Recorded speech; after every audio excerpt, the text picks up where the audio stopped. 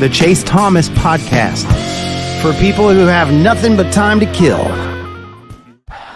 Here, Matt Green, in Neyland Stadium, we talked about last week for the Vols on the road. Like you said, you didn't have many choices because Georgia only has 3 true road games here in 2025.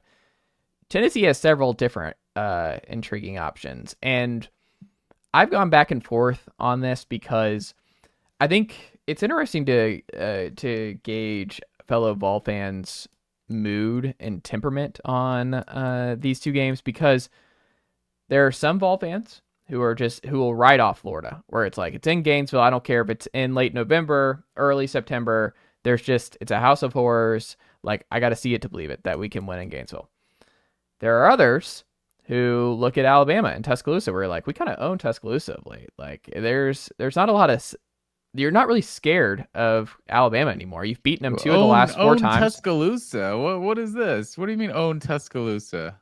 I mean, I'm saying Tennessee baseball just won the series. Tennessee basketball that doesn't swept. apply to football. Well, I'm just saying football, they just beat them. They beat them 2 of the last 3 years. They were right there.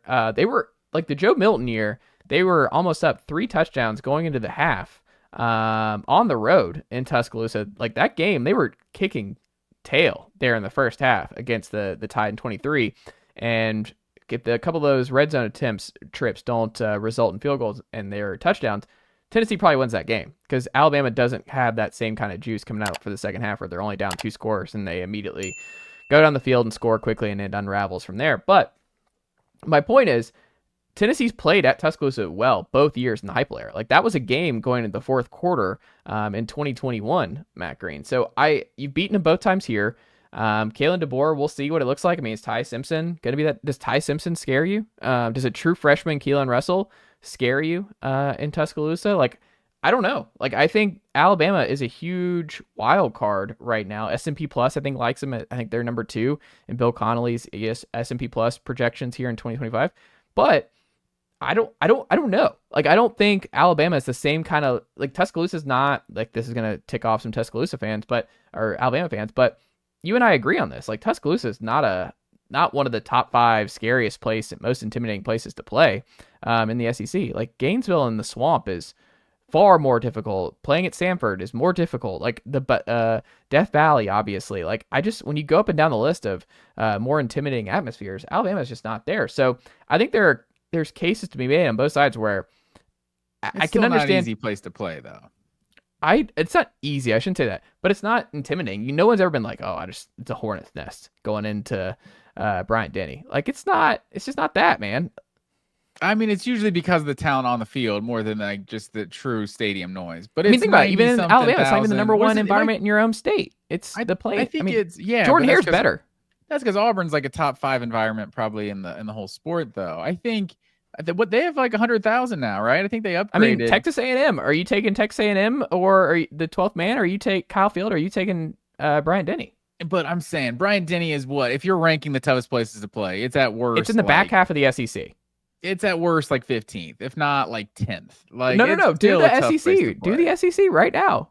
Like, I'm telling you, like, when you put it on paper, you're like, okay, they're probably somewhere in the middle. But it's just the places that are tougher are the toughest place in the whole sport to play, though. So it's not like Alabama is, people aren't worried about going and playing at Alabama. Like, that place gets going. And honestly, I wonder if, the more years removed from national championships, maybe they start to get a little rowdier. Maybe they start to get a little hungrier in Tuscaloosa. Like that kind of wine and cheese crowd that's just waiting until the national championship. Like, that's not the case in Alabama anymore. So, maybe things are different now that they're a regular program again and not just the powerhouse of all powerhouses. But it's still going to be a very tough place to play, and a place that Josh Heupel still hasn't won either. That's the most interesting part, right? Is that Josh Heupel has not won at Tuscaloosa yet, and he has not won in Gainesville yet. If I had to say which one I'm most curious about, it's Gainesville in late November, because you haven't played them this late in 25 years. And you won that last time you went down to Florida at that late in the season because of 9/11 and scheduling things, and it got moved. So you played it late in the year. I think Florida getting them late. Like there's been some weird stuff with DJ Lagway this spring. You and I have talked about it, and it's just kind of strange what's going on with DJ Lagway. He's 6-1 as a starter, which is good. He played Georgia well, obviously, in that one loss.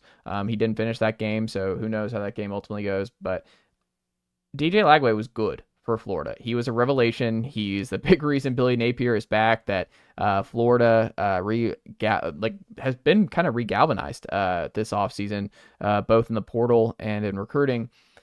That being said, the schedule is still the schedule. So like you could stockpile some talent. Like it wasn't like this was a dearth of talent. It just wasn't traditional Florida talent, and they're loaded in a lot of key spots. That's all fair. But Tennessee is going to get Florida potentially. My gut is that's going to be a CFP decider for the Vols. Like Tennessee is going to go down to Gainesville in late November, where if they win, they're in the CFP. If they lose, they're out. That's my gut. Is they'll have 2 losses, and if they beat Florida on the road, then they'll be in the college football playoff in back-to-back seasons. Before the Vols come to town, the Gators go to Ole Miss, go to Kentucky, play the Georgia Bulldogs and the world's largest outdoor cocktail party, Matt Green. That's a brutal. There's no buys. Like they're going to play in a spot where Florida has just weirdly struggled against Kentucky in recent years. That's not a guaranteed win in Lexington anymore. Georgia, you won't be favored, and that looks like a loss traditionally. At Ole Miss, we still people are expecting a slight drop off, but I mean, do we think Lane Kiffin's losing to the Gators in back-to-back years? I don't know. I think getting them back at home will be pretty nice for Kiffin. They could be riding a 3-game losing streak when the Vols come to town. Like I think this optimism with Florida, I understand because DJ Lagway could be special and a Heisman type guy, and that just naturally elevates everything and the program around him. That being said, if there's when I look at this, there's a path to Florida being in disarray down the stretch, and Tennessee getting Florida late is a lot better than getting them early when they have all this optimism and all this hope that, man, we're back on the right track. We're playing really good football. We're 2-0, 3-0, whatever, going, getting the Gators or getting the Vols in Gainesville. I think this year in particular, it's great that Tennessee gets them. So for me, I think it's Florida, where I think a lot of fans would pick that as the least likely win of Georgia at home, Alabama on the road, or Florida on the road. I would actually say Florida on the road, to me, would be the most likely Tennessee win of that group, because we'll see what Lagway's health's like. We'll see how much they're reeling at that point in time.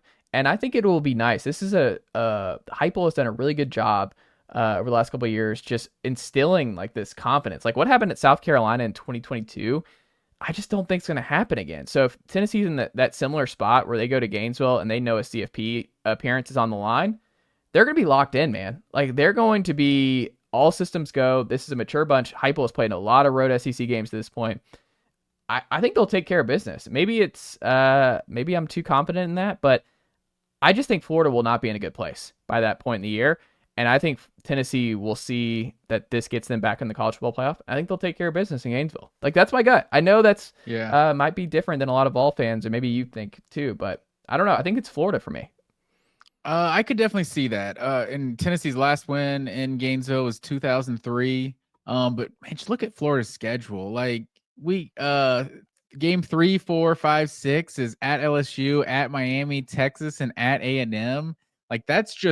That's freaking brutal right there. And then they get Mississippi State before the bye week, and then like you said, Georgia, at Kentucky, who they've struggled with at times, and at Ole Miss before Tennessee. That is just a ridiculous schedule. Miami is probably going to be the best team in the ACC this year. LSU is it's going to be a very tough place to play in Death Valley, week 3. The season also hasn't gone bad yet, so it's still going to be rowdy.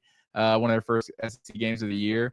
But yeah, I think I'm basically thinking the same way you are, is that Florida game is the biggest home game because of the implication, and the implication being most likely most Tennessee fans circle those 3 games. Georgia, not that they have a 3-game schedule or anything, but Georgia, Alabama, and Florida.